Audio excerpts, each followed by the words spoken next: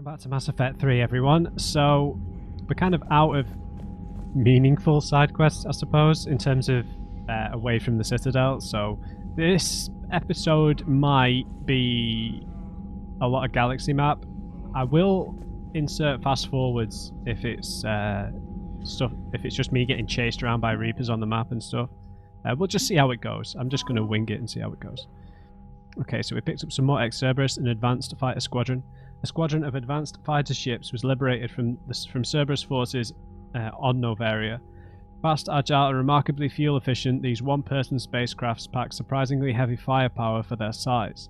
After the Alliance installed their own virtual intelligence programs and swept for hidden bugs or transmission signals, they repainted the fighters and pressed them into service.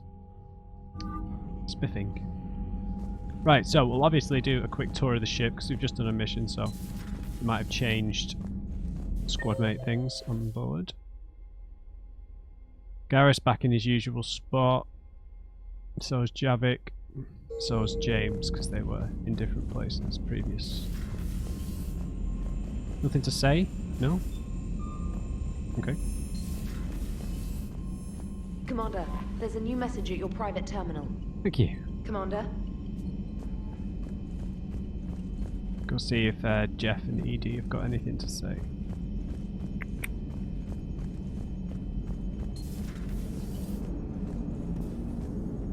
Commander? How's the ship holding up, Edie? The envelope of mass-free space we create when we travel at FTL limits any impact of micro-collisions with ambient dust. Nevertheless, some ablation does occur at subluminal speeds. Normandy will need maintenance before the year is out. If we live that long, I will totally spring for it. Hello, Shepard. Interesting. Guess that's more of a hint to the Shore Leave DLC, right? Normandy's got repairs. So that's an absolutely last thing to do, right? Citadel Meetup from Jacob Taylor. Hey Shepard, this Crucible project is intense. Rin and the others are on it around the clock. Pretty soon I'll have to make a run to the Citadel to pick up some equipment at the hospital. If you've got time, want to meet me there? Things were so crazy on Gelix. It'd be good to see you in a quieter place, you know? Hope to see you around, Jacob. Yeah, everyone's wanting to meet us on the Citadel. Is that part of the Shore Leave DLC? Like, is that where we meet them or something? I don't know. Okay. Yeah, just because it seems like all of these started popping up after that DLC showed up, right? A Crucible update from Bryn Cole. Dear Commander Shepard. Thanks again for all you did to get our group out of that facility on Gelix. I hate this planet name. I don't know how to say it. Gelix? Gelix? Gelix. I'm just going to say Gelix. I've not heard anyone else say it, so it's difficult. Admiral Hackett is an amazing man, and it's a privilege to work under him. The construction of the Crucible is presenting its challenges, but my team and I are determined to crack its mysteries. Although I never really rely on luck, in this instance I fear we may need a little. Stay safe, Commander. I hope our paths cross again. Sincerely, Dr. Cyrilla Fiona Ellen Rhiannon. Okay. I don't think we picked up any new armor, so...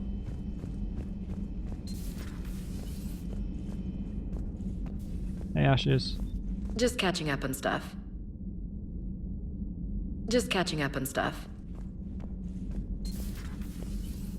Okay. And we've got so much to do on the Citadel. Right? I'm gonna guess that no one's got any new stuff, but we might as well check. Not right now. Liara seems to update at a different pace to everyone else, so maybe she's got stuff to say. No, you don't have to salute me. There is new information on the private messages terminal. Nice. No. Wrong one. Sorry, Glyph. Correspondence from Classified Alliance project staff. Dr. Locke. I was working on that probe you sent me last night, and I think I found a solution for synchronizing the Crucible's energy bursts. Punch the attached capacitor redesign into your projections. It should shave 3.6 milliseconds off the Mass Effect field's activation time. You can see where that leads. If you approve, I'll send the schematics to manufacturing. We need roughly 250,000 by tomorrow morning for testing. Dr. Cole. Feel free to look around. I will. I really don't think anyone's got anything new to say, but we've got to check. Oh, Profi! Profi the Prothean! If you require mates, please look elsewhere. You meant that in a literal sense. Commander.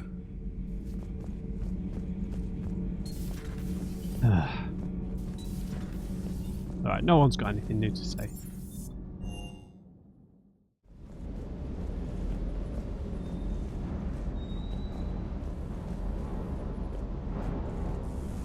That last mission on Novaria shows why I love the Kodiak.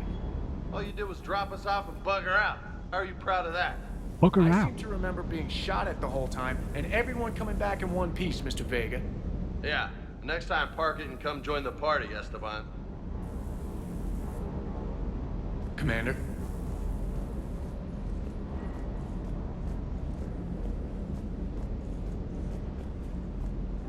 Hey.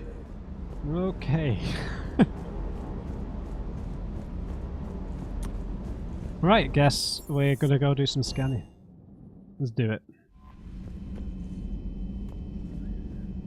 Right, where are we again?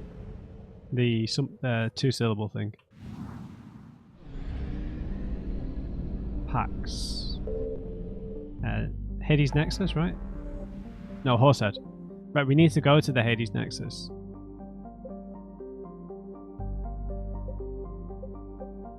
Krogan DMZ.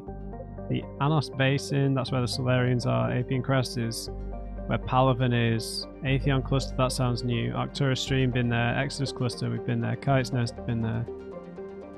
Hades Gamma's got stuff we haven't found yet. Attican Beta's new. Ninmar, Sigurd's Cradle, been there. Valhalla, new. Shrike Abyssal, something we've not found. Where's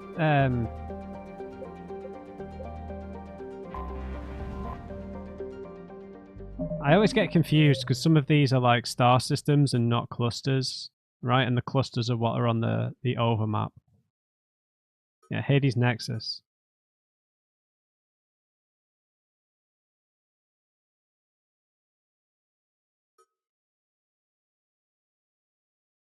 Where's the Hades Nexus?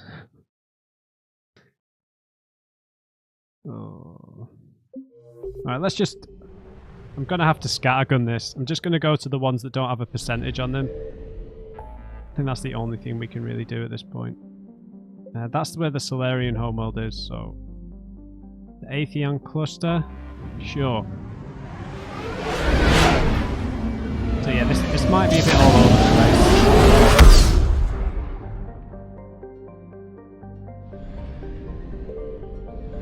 Lucille. Jaxer. Oh, Irun. We've been here, right? Yeah, the Volus homeworld.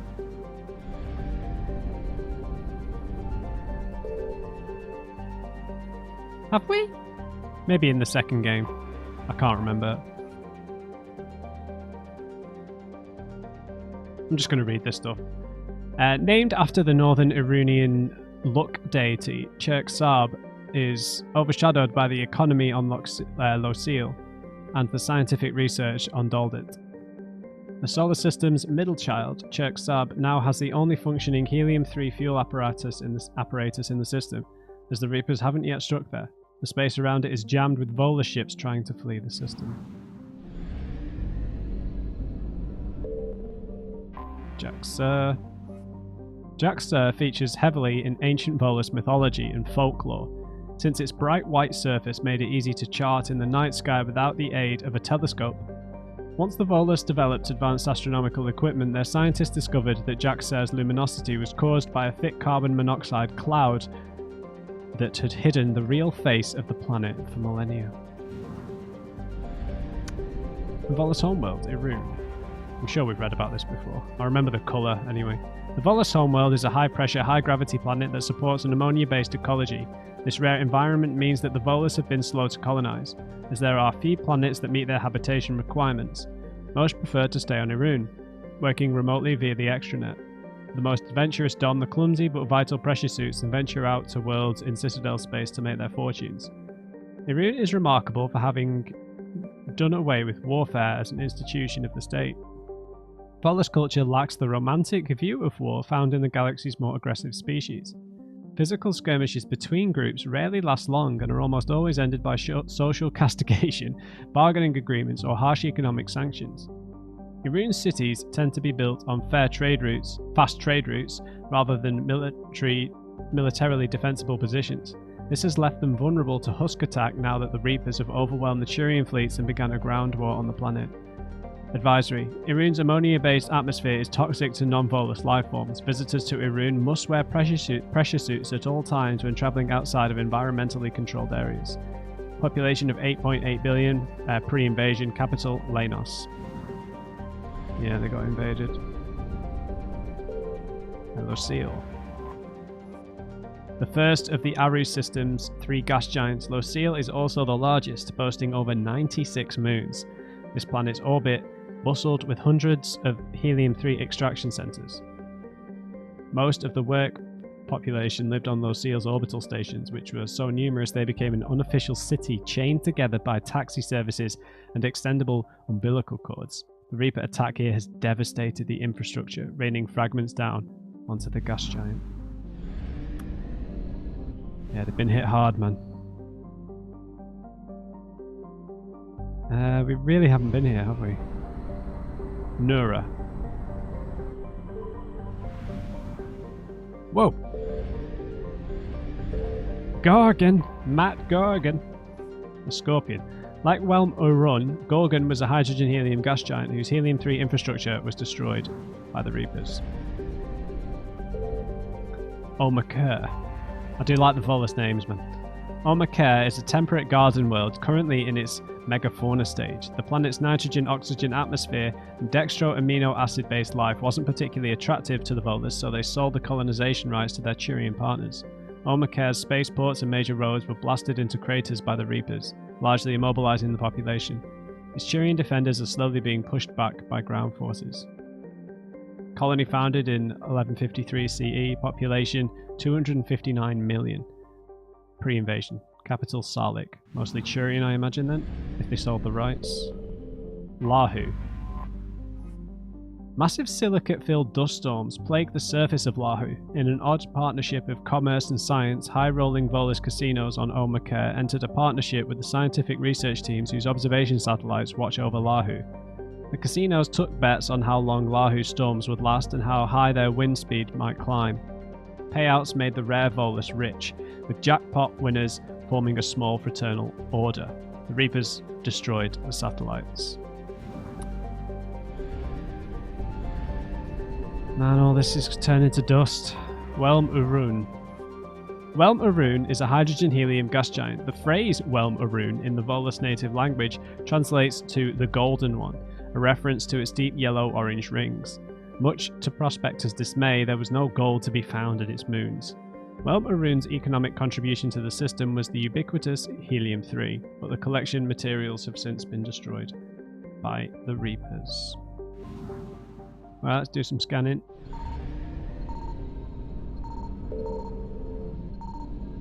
Signal confirmed. Ah!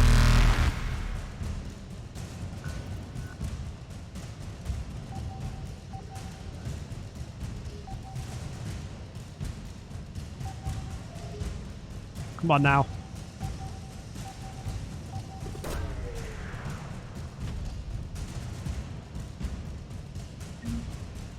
Okay, intel.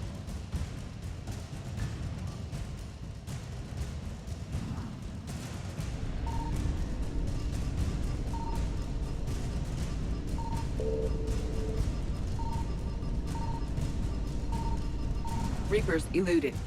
Oh. Hey. Right, let's go get that fuel. Oh crap. Faster than light jump successful.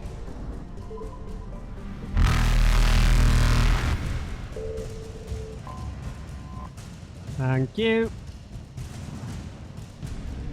See you. Evasion successful. Right, let's head to Asari.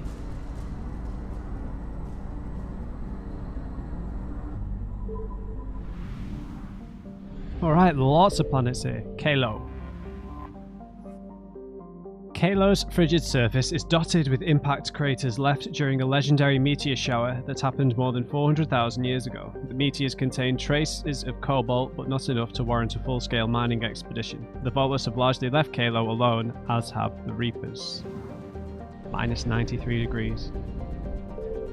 Solu Polis.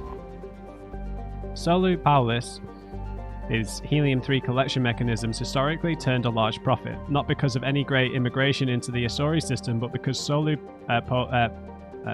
Polis made a good refueling stop between Irun and Satu Ard. Warned of the Reapers' battle plans but left with little other option, a select team of workers at Solu Polis sent out phony communications suggesting that important military data was being handed off here. When the Reapers sent in a force of husks, they ran into the Volus' trap, a chain reaction that annihilated the station. Nice work, Volus. Yantau. Yantau. Even by Volus standards, the pressure on Yantau is crushing. With an atmosphere composed of carbon dioxide, argon, and small traces of oxygen, the surface is devoid of life. However, tiny fossilized sea creatures have been discovered in the deepest crevices of what used to be Yantau's oceans. Interesting. Mola. For a terrestrial planet, Mola hurtles around the system's star at breakneck speed. Its rapid orbit and molten core cause oceans of magma to be pumped out onto the surface, cooling in continent-sized formations, then erased by fresh flows of molten rock. And Altos Urn. Altos Urn was claimed along with the rest of the system after the Volus learned faster-than-light travel. In the Great Volus exploration push of 300 BCE, the species found only a few planets capable of supporting their colonies. They did, however, discover many planets teeming with valuable elements. The orbiting robo-mining platforms of Atos Urn have since been shot through by the Reapers. Little remains except the occasional bit of space debris posing a navigation hazard. Ah, the Reapers got everything, didn't they?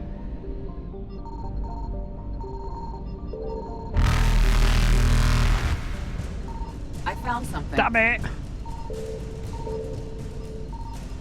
Yeah, there's usually only two things. Reapers eluded.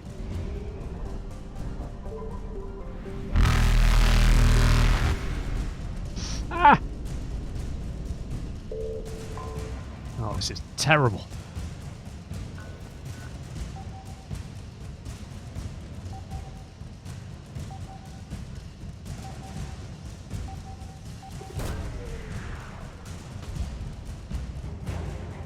Volus Dreadnought?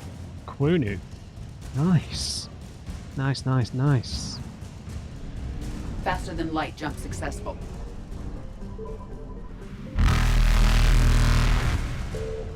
Thank you.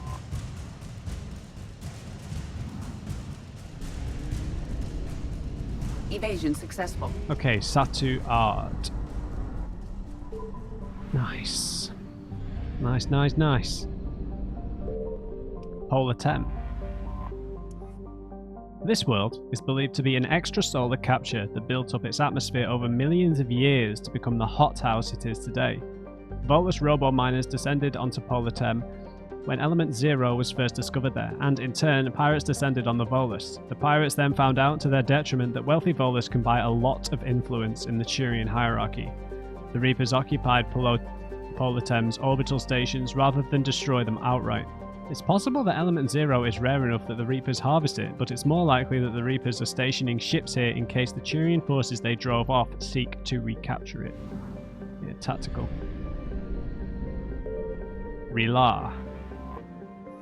Relive is a barren terrestrial rock world. Only a small portion of the planet has been explored, as cursory scans showed little of interest on Relive compared to the Ezo deposits on the neighbouring world of Polar Tem.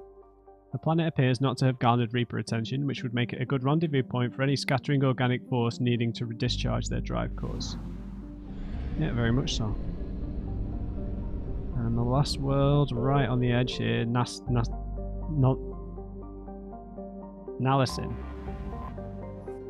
Nalasin, a lonely world of rock and ice, Nalasin clings to the outer rim of the Satu Ard system. Its freezing temperatures and carbon dioxide atmosphere were braved by Ezo smugglers who set up camps in the tunnels honeycombing the southern hemisphere's mountain ranges. The camps were abandoned when Turian patrols began regular raids on the smugglers' cave systems. Signal confirmed. Nice. I mean, some planets sound more likely to have something on, right? You know, it's saying smugglers' caves and stuff. Volus engineering team. Sweet.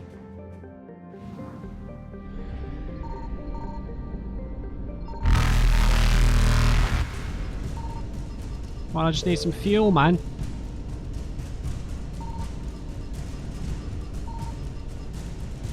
Reapers eluded.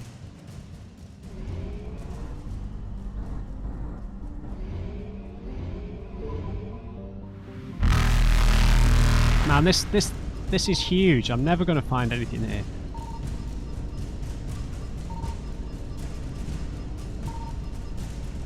Faster than light jump successful. Come on, man. Give it to me. Got it. Evasion successful.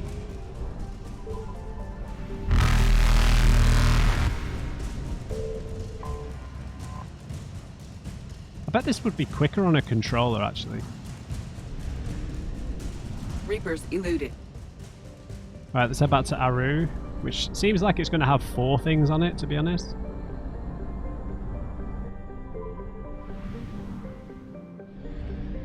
This is where the Volus homeworld is. We just haven't scanned it yet, right?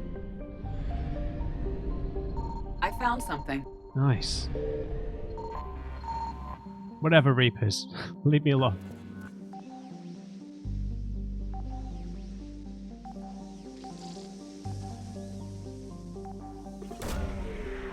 Well, give me something I can take back to the Citadel, please. The Book of Phoenix, finally.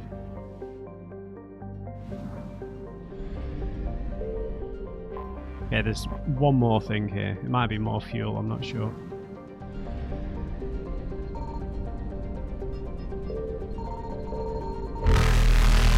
Yes!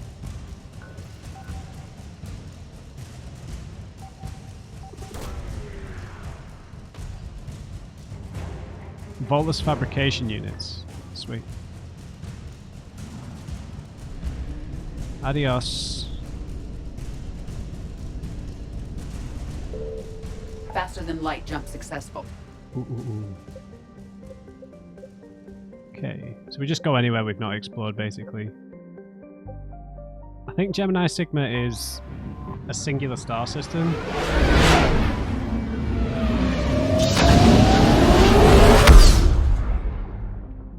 So it might. Oh no! Wow. Huningto, Paravin. Interesting. I do remember Ming. I think this is from Mass Effect 1. Oh, that's far away. We're not coming back! Damn you, Ming. For God's sake, blinding me here. Lens flares, anyone? Antiropus is a hydrogen-helium gas giant that formed in the outer regions of Ming's system and is in the process of migrating inwards. In a few million years, the planet's atmosphere will begin to boil away into space. There is a sizable temperature difference between the side of Antiropus facing the energetic blue giant primary and the side facing the cold of deep space. This variance powers massive cyclonic wind systems. The intense heat it absorbs from the sun, in addition to its own internal heat engine, causes the planet's dark side to radiate faintly in the infrared. I can't read. Yeah. Parag. Yeah, this is Mass Effect 1. This is ringing bells. Parag is a large rock planet with an atmosphere composed of nitrogen and argon. Despite lying over 600 AU from Ming, its surface is scorching hot and mainly composed of alumina with deposits of silver. Due to the radiation and heat, landing on Parag's sunward side with anything less than warship-grade shielding will likely be fatal. Parag rotates at a retrograde to the rest of the Ming system, indicating it is likely a captured body. Altanorch is a small but typical hydrogen-helium gas giant with no outstanding features. Its combination of a strong magnetic field and relatively shallow gravity well make it a popular stopover world for discharging faster-than-light drive cores. Signal confirmed. Good job, Parag.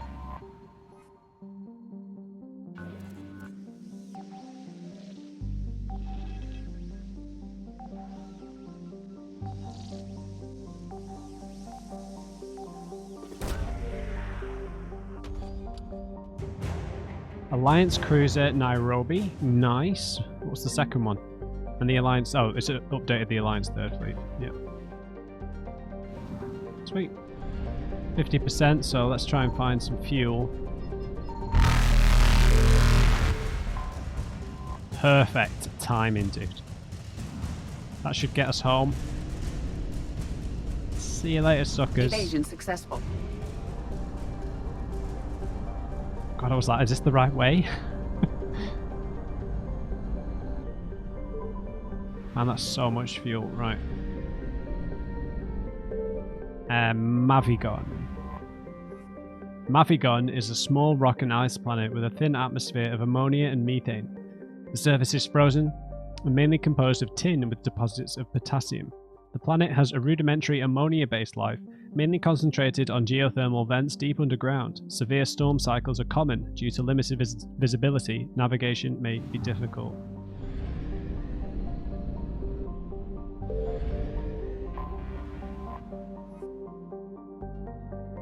Patatanlis is a large rock world with an unusually thin atmosphere of hydrogen and carbon monoxide. The frigid world's crust contains extensive deposits of uranium and occasional loads of naturally occurring plutonium. With a total mass more than 4 times that of Earth, Patatanlis should have a significantly thicker atmosphere. This unusual feature has flagged it as worthy of scientific investigation, but the need for expensive amounts of radiation shielding has deterred interest. Okay, maybe we scan there first. Paravan, not Palavan, Paravan, is a small, unremarkable rock world. The surface is scorching hot and mainly composed of calcium with deposits of aluminum. Paravan's low mass has left it tidally locked to the star Han. If there were any resources of value, mining stations could be established on the relatively temperate Twilight Band. Interesting. Varkrothu. A standard gas hydrogen helium... What? A standard hydrogen-helium gas giant, Varkrothu is only distinguished by its moons. Several dozen of them have been sculpted into the likeness of an arthropodal alien race not yet known to council science. Radiometric dating suggests the moons were worked over 500,000 years ago. Yeah, I remember this one. The sculpted into likenesses. Crazy. I definitely remember that one. Back when the Reapers were so mysterious, right? I mean, they're still mysterious, but... Huningtoe is a Jovian-sized gas giant with a standard hydrogen-helium atmosphere. Traces of methane give the planet its distinct cobalt blue tint. Spectral analysis indicates its extensive ring system is mostly composed of ice crystals. Huningtoe has an exceptionally powerful magnetic field which creates strong radio interference throughout the inner system. Nothing.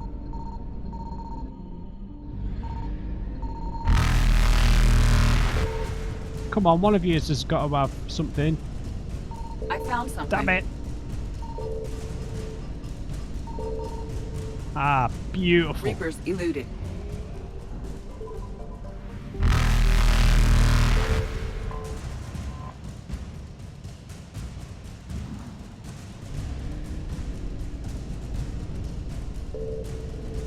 Okay, I might have pushed my luck here. Faster than light jump successful.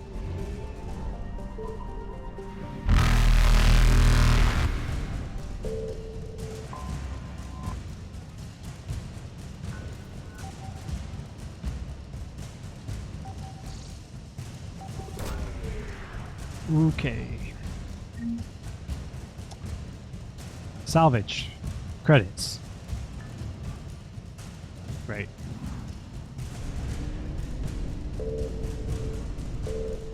Evasion successful. Yep. Hades Gamma, I'm missing something, so should we just see what it is?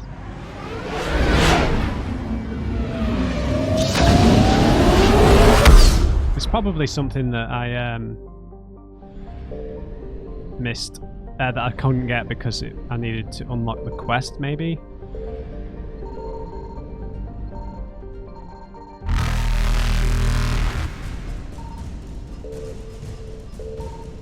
Oh man!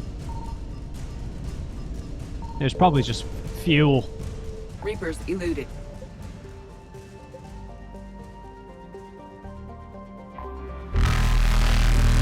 Oh sweet, we can... There we go.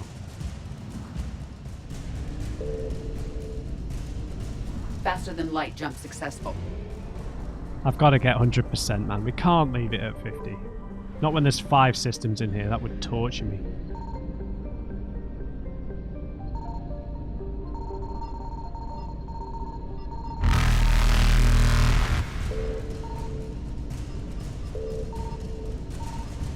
Oh, that's beautiful.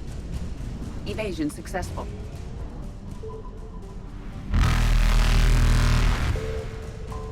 I know it's just fuel, but...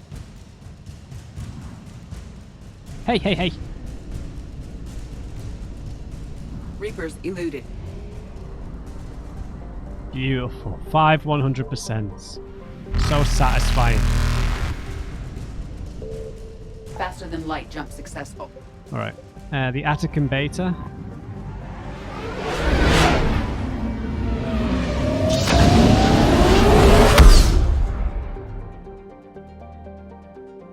Hercules! Alright, let's head to Theseus first.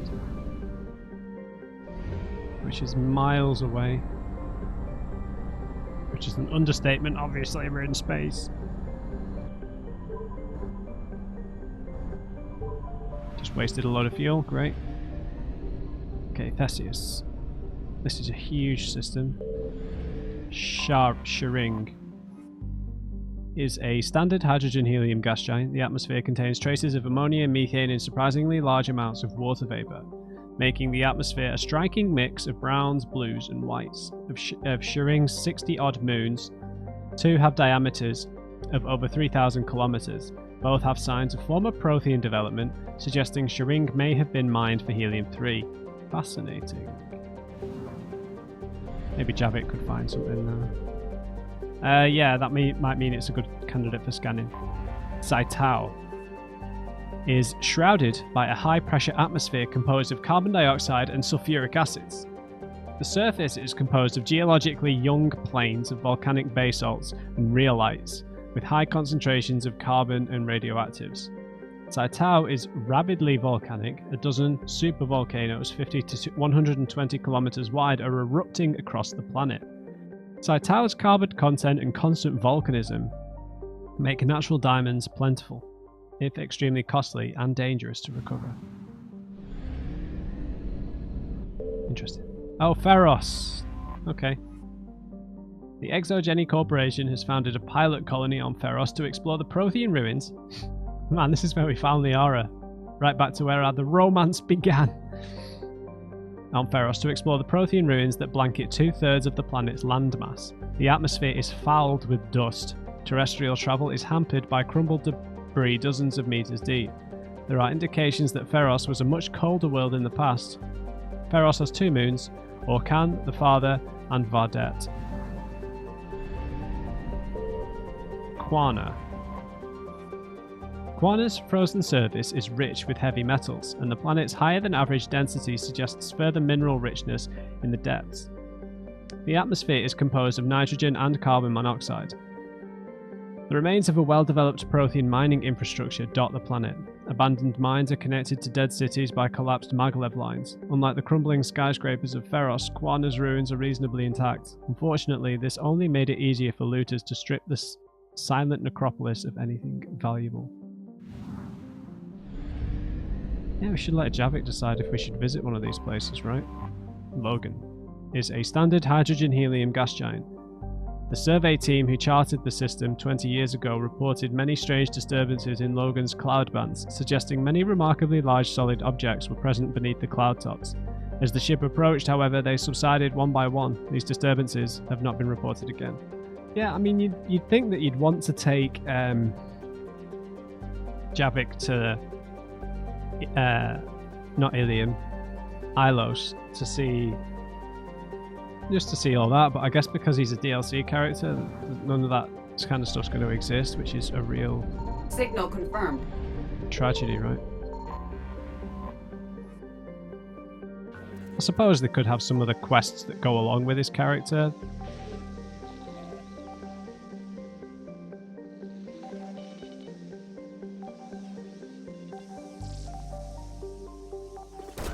Alright.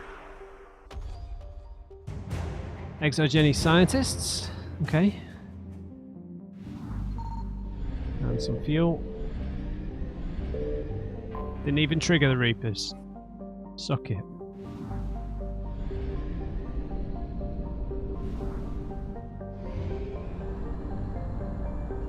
Hercules!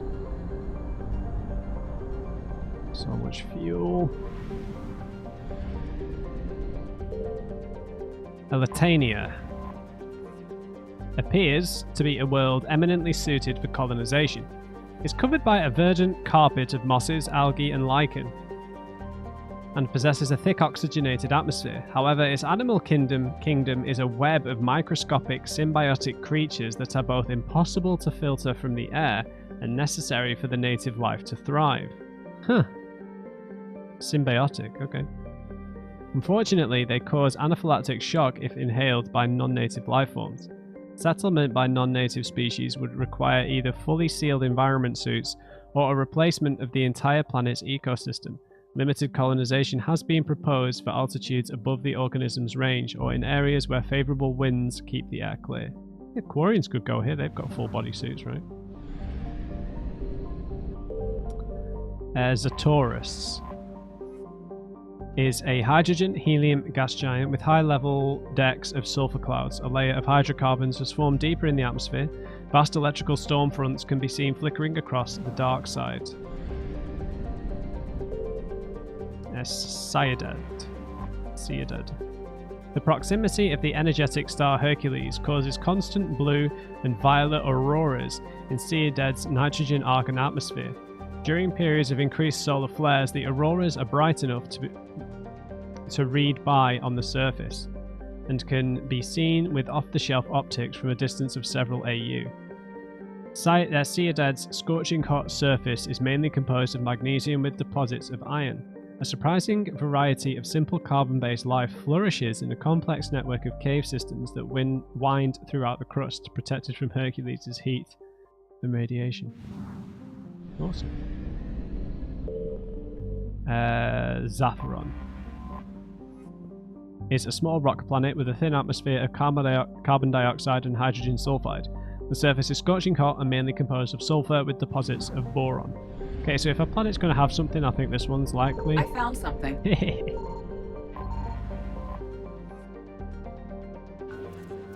It's got some form of life on it, right?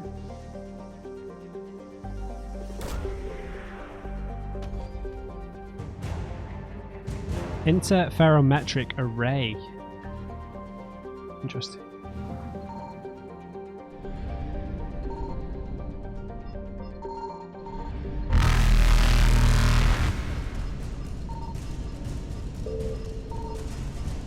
Come on.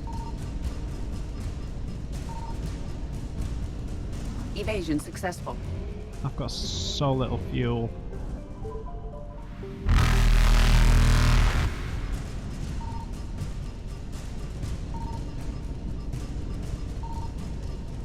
Reapers eluded.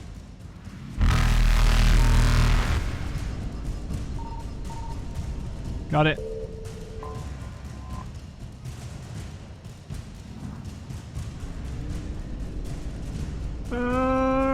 Faster than light jump successful.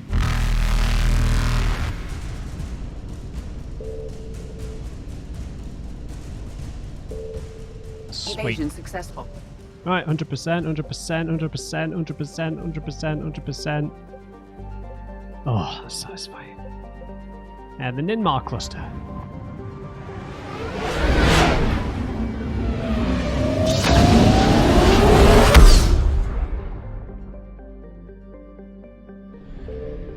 Oh, we've been here before. What was here?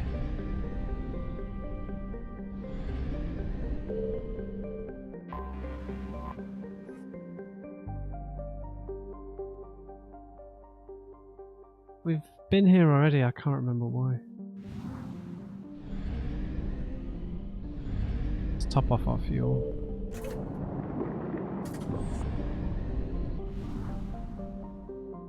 What was here? Mulazul, Maskimzul. There's something to do with the Volus. Utuku. Although Utuku is habitable, extreme temperatures and violent weather have discouraged colonization. Because the planet has little liquid water to retain heat, surface temperatures regularly oscillate between 70 degrees and -60.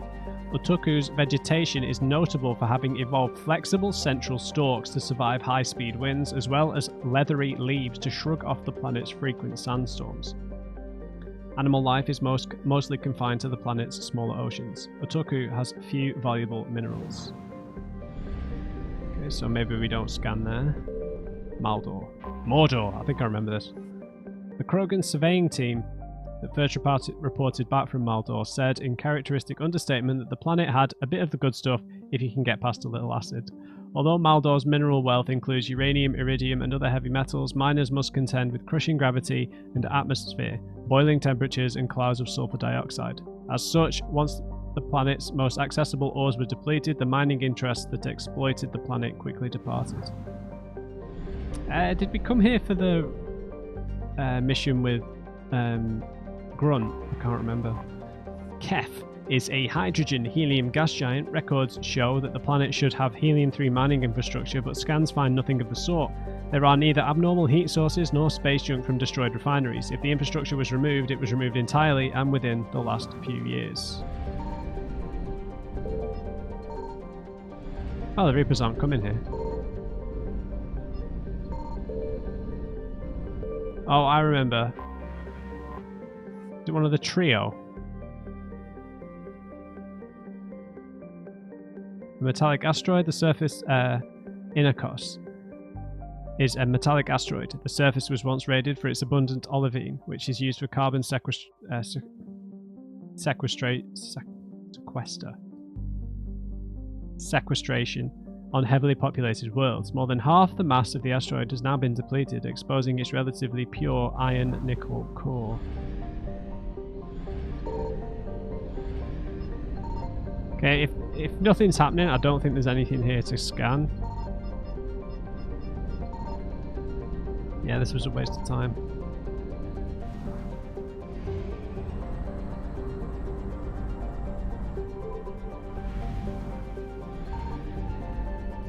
No, that doesn't trigger anything either. Oh yeah, it does. Huh.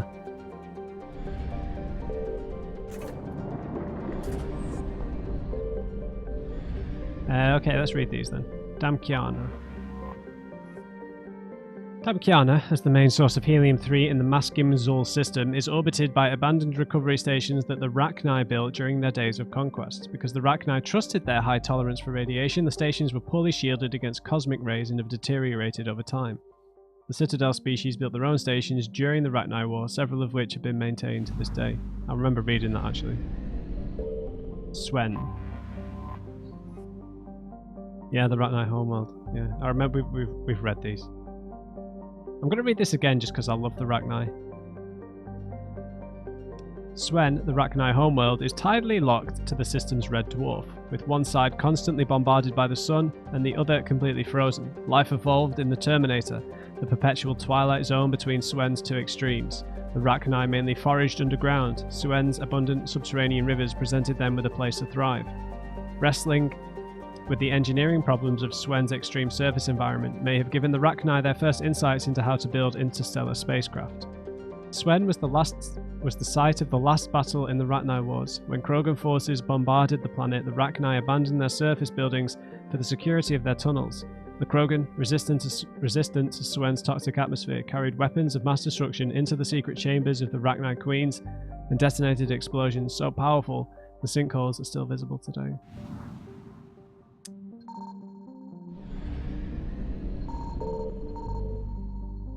Kashaptu. Yeah, we've read this as well. Kashaptu is the first terrestrial planet the Rachni visited after achieving spaceflight. Although most of Kashaptu is composed of silicate minerals, the Rachni made an important discovery when they charted the Howling Gulf, an enormous crater near the planet's equator. The depression was caused by the impact of several dozen extrasolar asteroids containing large quantities of element zero. The Rachni took samples of the new element back to Swen for further study. Centuries later, when the Rachni captured the Citadel expedition that opened the relay to their system, their research on ESO helped them reverse engineer the ship's faster-than-light drives. The Rachni built faster-than-light vessels of their own and rapidly expanded beyond their own stars. I don't think there's anything here, though. See ya. Reapers eluded.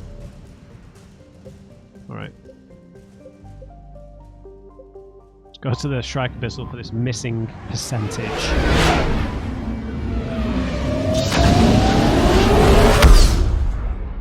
I feel like we haven't got the large majority of the stuff that we need for the Citadel, but... Damn it, Earl of Rast. I'm pretty sure I scanned here pretty extensively.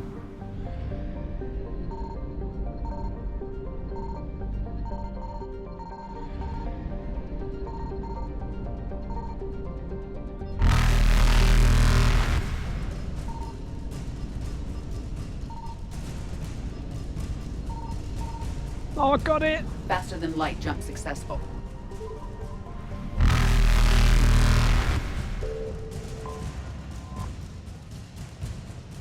Excellent. And now we just use all that fuel to drive back here. How pointless. Okay, it would have annoyed me having a missing percentage, so I'm fine with it, I think. Okay, let's go to the Valhalla threshold. This might be not. No, some of them we can't scan, right? So.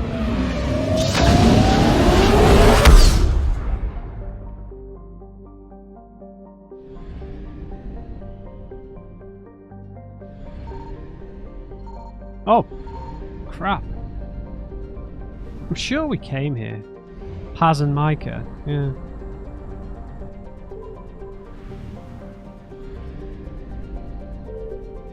Garvug, yeah.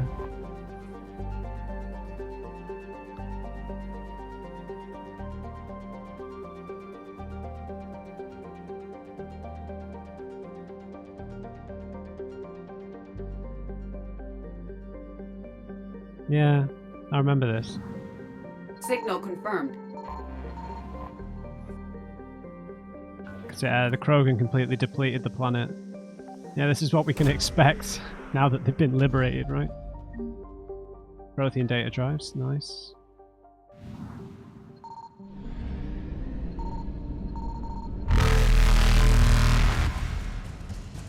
Thank you very much. Reapers eluded.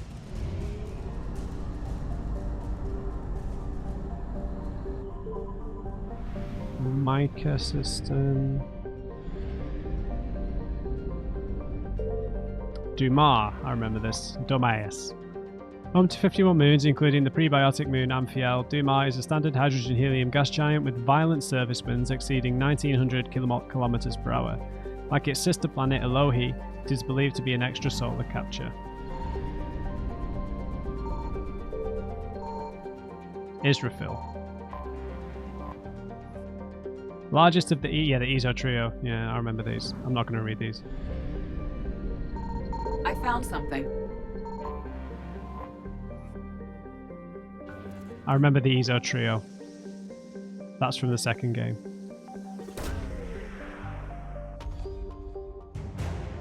Emergency fuel pods. Sure.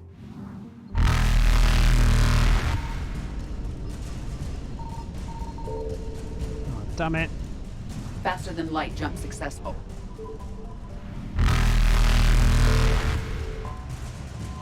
Yeah, one of the Ezo trio. Such a cool name.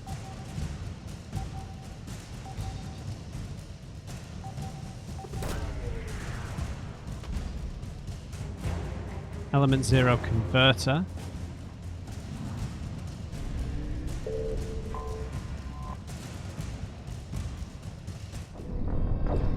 Really? Where the hell are we? Oh, okay. I found something. Should be able to get in and out now.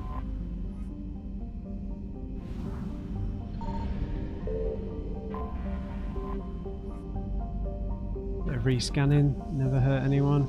Oh, it moves to a random place each time.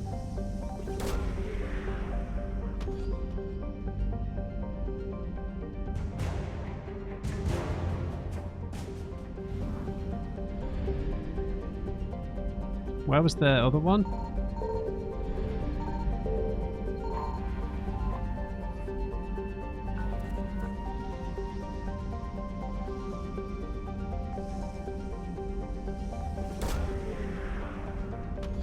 Okay.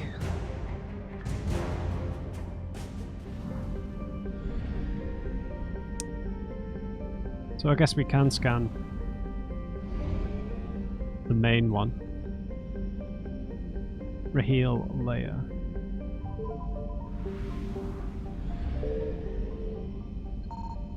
Come on, there's got to be something here, dude.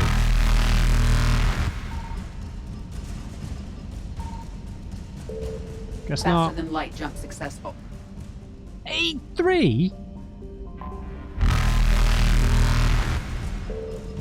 Signal confirmed. Oh.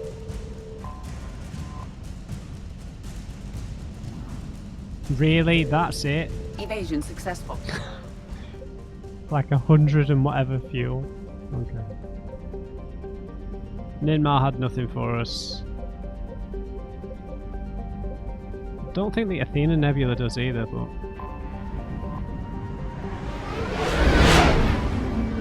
let's check it out.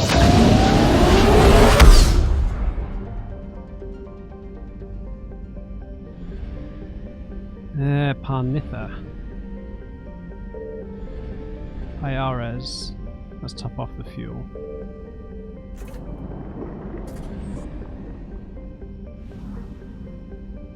Oh my god! Orisoni. I don't remember these at all. Oh, there's 5 star systems, dude. Sure thing. Crawler.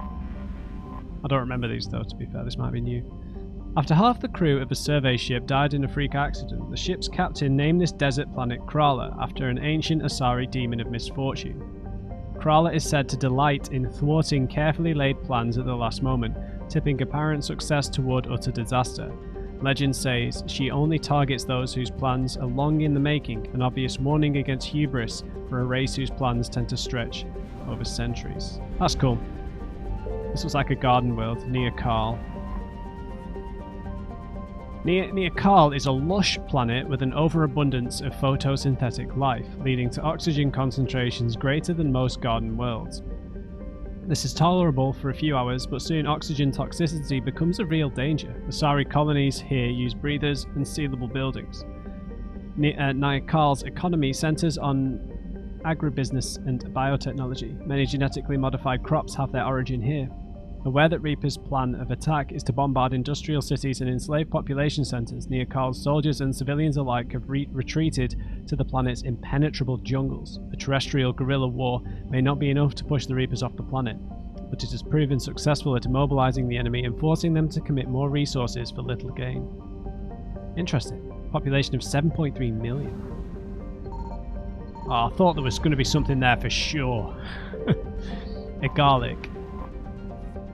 The system's only... This is definitely a new cluster. This is all Asari space. The system's only gas giant has rings laced with the faintest traces of Element 0 dust, likely from an extrasolar asteroid pulverized by a collision with the planet's moons. Collecting and refining the Ezo in dust form is a long and costly process. The Elkos Combine sought the mineral rights to agalic from agalic from the matriarchs on Thessia, but the Reaper invasion stopped any deal from going through. The equipment here is undamaged by Reapers, the attack on the Akal likely taking priority. Thysione. Thysione's surface is a desert of lime streaked with sodium banks. The only real features of note are empty calderas scattered around the fault lines, suggesting Thysione was once more geologically active, while average temperatures are near habitable. Thysione has not retained a protective atmosphere and is thus a third-tier world unlikely to be terraformed. Crawler. Oh, I already read this. What am I doing? Oh, come on! I found something.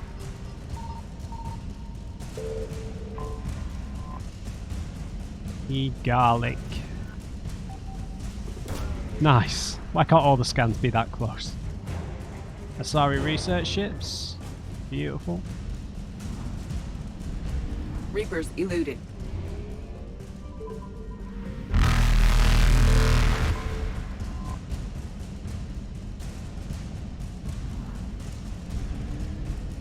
Faster than light jump successful. Tomaros. Might this be interesting because I like some of the Asari folklore. Beness. The ice giant Beness is the outermost gas giant of the Tomaros system. It's likely formed much closer to the system star and migrated outward over time. A debris field of scrap metal near the planet suggests Reapers haven't been here.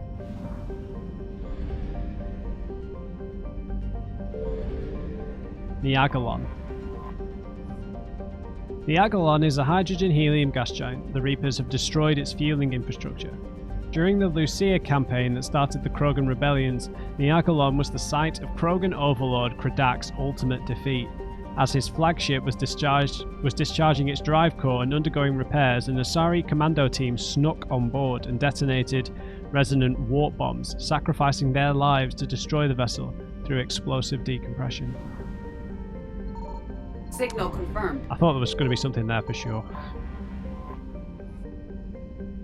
Thank you. This is like a garden world. Maybe? No. Can't remember. This might be ammonia, but I don't know. Yeah. The Krogan rebellions began in the Asari colony of Lucia. After centuries of unabated expansion, the Krogan finally forced the Council's hand when they tried to annex this world.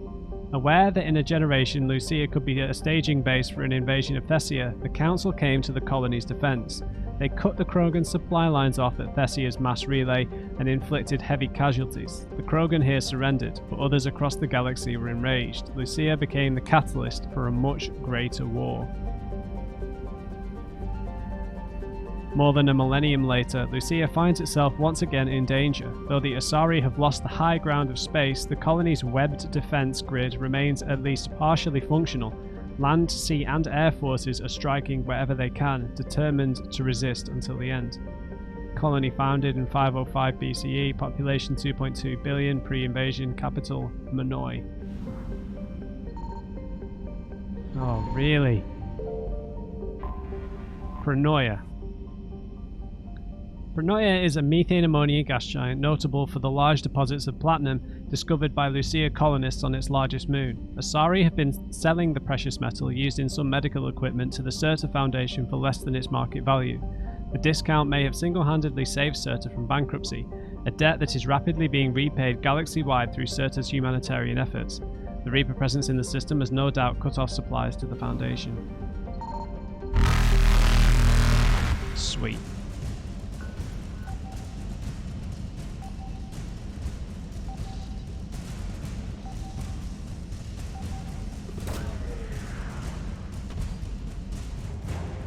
Asari cruiser Nafrane.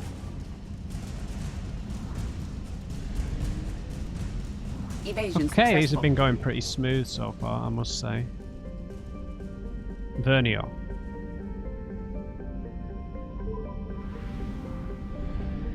Okay, Polisa. Polisa is a ringed gas giant composed of hydrogen, helium, and traces of ammonia. It has 26 moons, but the Asari extracted the most valuable resource deposits from all of them long ago. The facilities have largely been forgotten in the face of greater excitement among the system's inner planets.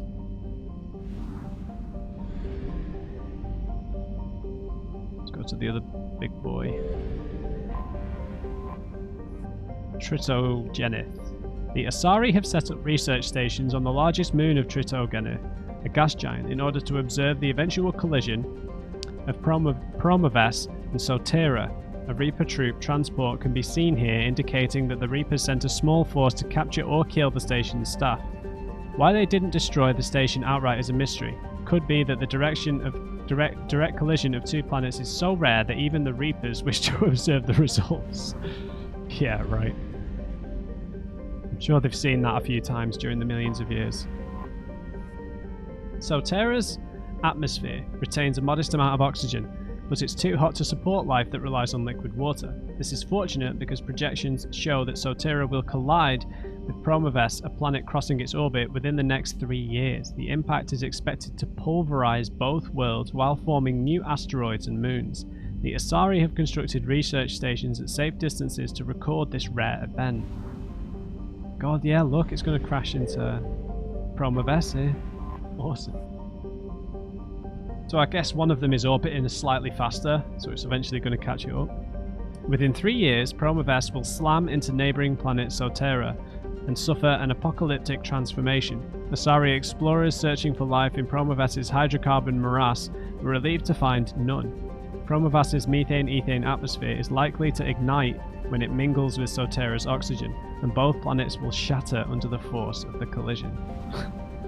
Wow, that is astonishing, isn't it? Naughty. Naughty, naughty. Naughty is a rock planet with a crushing atmosphere. Thick clouds have created a runaway greenhouse effect, locking in brutal heat from its yellow-white star Vernio. Much of Naughty's surface is brittle rock with deposits of molten metal. Oh, come on, dude.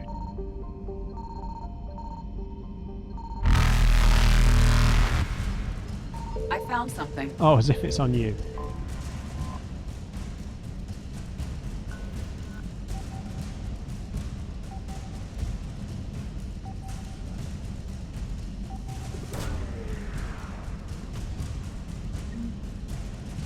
Hesperia period statue. I think that's something we need. Oh my god, they're coming in hot. Reapers eluded.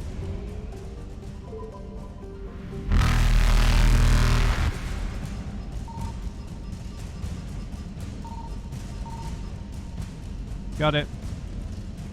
Faster than light jump successful.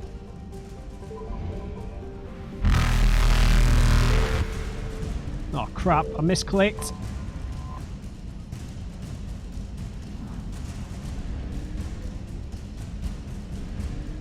Evasion successful. My mouse running out of battery? What's going on? Yalessa. Here we come.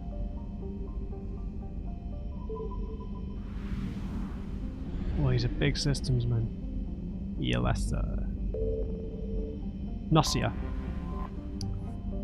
Scans show little of value on Nocia, aside from sizable copper deposits near the equator. The only landmark of note is the wreck of a Krogan freighter, a remnant of attacks on the system during the latter half of the Krogan rebellions. You say it's not interesting? Oh, I thought there was definitely going to be something there then. Ilnos. The once rich thorium reserves on Ilnos have long been mined out, mostly by remote Asari drones that operate well enough in the planet's heat and trace atmospheric pressure. There is little reason to visit this harsh world unless further deposits are discovered. No, this is a garden world, they'll be here. Sambes. The hospitable nitrogen-oxygen atmosphere, temperate climate and sprawling wilderness of Sambes made the planet a popular tourist destination.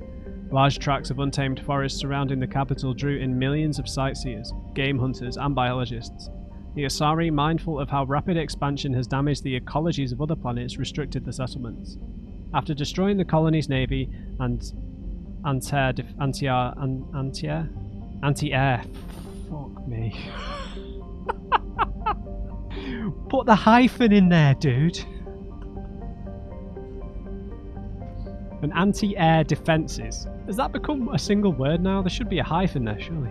Reapers landed infantry units to subjugate the local population. Destroyers keep watching orbit. The capital ships apparently elsewhere fighting bigger battles. Colony founded in 544 BCE, population 975 million. There's definitely something there. Zillium. The hydrogen-helium gas giant Zillium once provided fuel for ships flying to and from Sambes, or Sambay. The equipment here was noted for its efficiency. Business flourished in its orbital stations, which promised roomy bunks, hydroponic food, and attention from charming Asari hostesses while ships refueled. These stations are now blasted metal. There's no fuel, aid, or comfort here.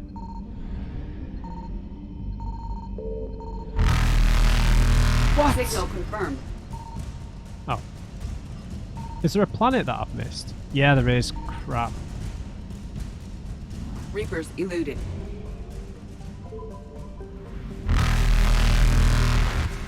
Guys, just let me read this. Tricholon is a small rock planet that was home to a centuries-old Asari venture called the Tiri Super Collider. This massive particle accelerator encircled the entire planet at an orbital distance. What? When political sea change among the Asari republics led to funding cuts, human scientists stepped in with the credits and labour to finish the project, renaming it the Suskind Super Collider. It came online just days before the Reapers invaded the galaxy. When the Reapers entered the system, they dispatched a swarm of capital ships towards Tricholon, treating the Super Collider as a greater threat than the Asari naval fleet stationed at Sambay.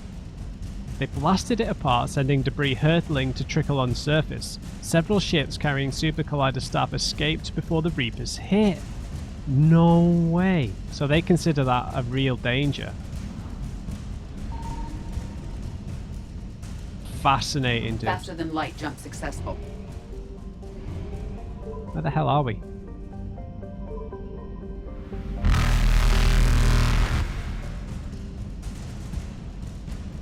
Come on. Oh. Evasion successful. I can't see the ship at all.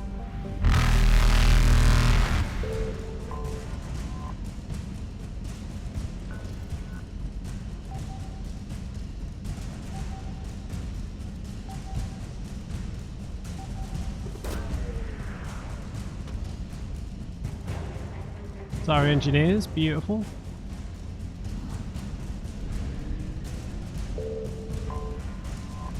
Some more fuel. Reapers eluded. Okay, we're off to Parnitha. Picked up a lot of stuff here. Quite a few things for the Citadel as well. And a lot of war assets. I know it's been a long episode, guys, but we needed to get this stuff done at some point. Okay, Janiri.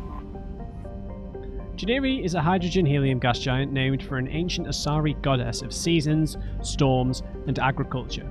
With the advent of the Siari religion, Janiri's holy day, Janiris, became largely secular, but it is still celebrated on worlds with Asari influence. Interesting. During the Reaper attack on Thessia, the Asari Armada used Janiri as a staging base for their hit-and-run attacks on the invading Reapers, striking and jumping faster than light to lose pursuers and discharging the static into Janiri's magnetic field as they prepared for another attack. This forced the Reapers to mount a counter-offensive to drive the Asari away from the planet using ships that would otherwise have been hammering Thessia itself. Man, the Asari sound like they've deployed some really effective tactics against the Reapers.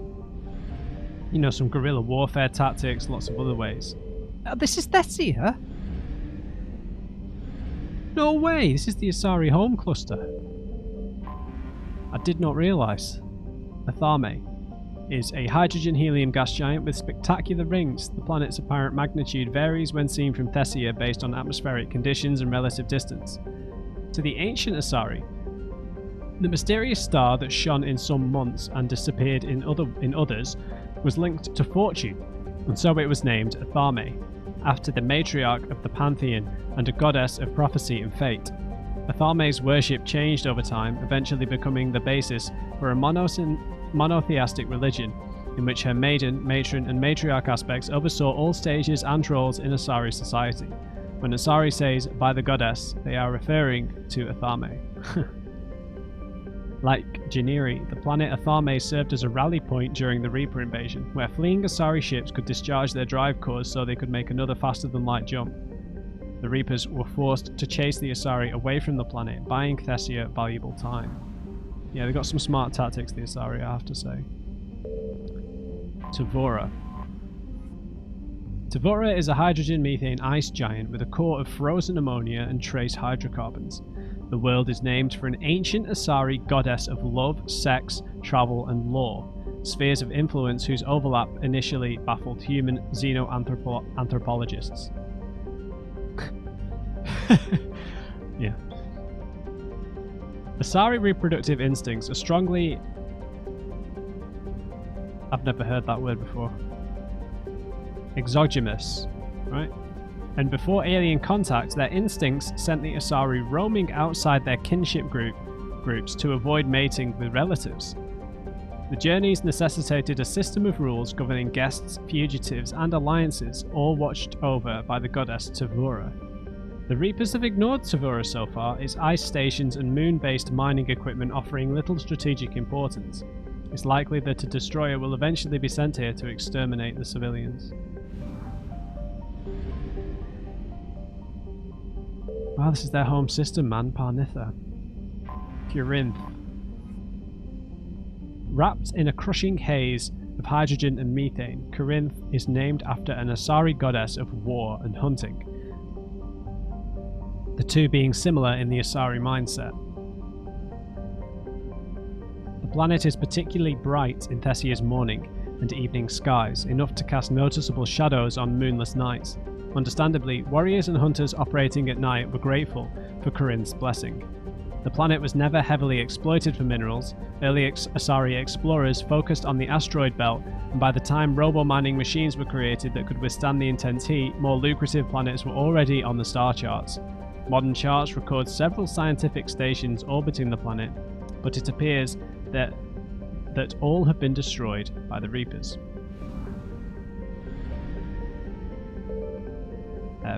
Pares.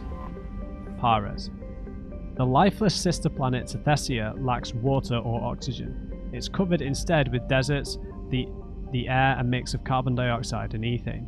The manageable temperatures and gravity on Pares led to heavy exploitation for mineral wealth in the beginning of the Asari space age. Today, Pares is largely mined out. Pares is named for an ancient Asari goddess of death, who was not seen as a malefic figure, but as one who guided Asari spirits on their final journey. From her home in the stars, she could grant an Asari who had lost a lover the ability to restore them to life in another body. This legend, heavily modified, forms the basis for a recent highly profitable human sim-stim called Nekia Corridor. The Reapers targeted Pares from orbit, its population too small to bother harvesting. Wreckage of the old domed cities and spaceports dot the landscape. Man. Okay, and Thessia. The Asari homeworld has been called the crown jewel of the galaxy, the apex of democracy, and the beating heart of galactic love. Its republics have a remarkably low incidence of war, disease, violent crime, or famine, riding a stable economy backed by wealthy colonies and Thessia's vast Element Zero reserves. Traces of Ezo in the water and soil are so common that most life on Thessia has adapted to its presence. Thessia's fortunes have been upended by the Reaper assault. The communications infrastructure that forms the backbone of the society's e-democracies has been eliminated. Millions are without power, water, or food, and move to coerce the Asari into widespread surrender. This is a necessary part of the Reaper strategy, since husks alone have difficulty disarming or capturing a population full of biotics. Population 5.5 billion, 33,000 in the orbital station, pre-invasion estimates. Should we scan here? Are we going to attract more Reapers to Thessia? No, impossible. I found something. Tavura, beautiful.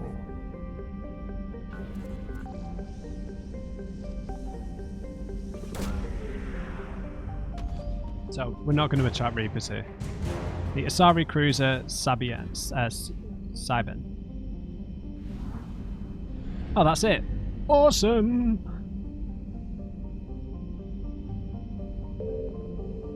We're full up. Let's just have a quick check. This episode's proper long.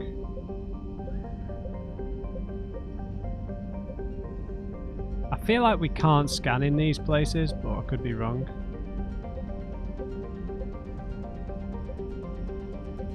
Yeah, anyway, that's as much as I'm going to scan. We're going to head back to the Citadel in the next episode, guys. Whoa, we did all the scanning. We've been to all the places. We've got 100% on nearly everything except for the places that we can't really scan. So, yeah. Sorry for doing a scanning episode, but it had to be done. We read lots of interesting planet descriptions, to be fair. The Asari home cluster was fascinating. We read lots of fascinating things there. Alright guys, I hope you enjoyed this episode. Leave me a like if you did, and just remember everyone, never trust an uncrate. I'll see you on the Citadel.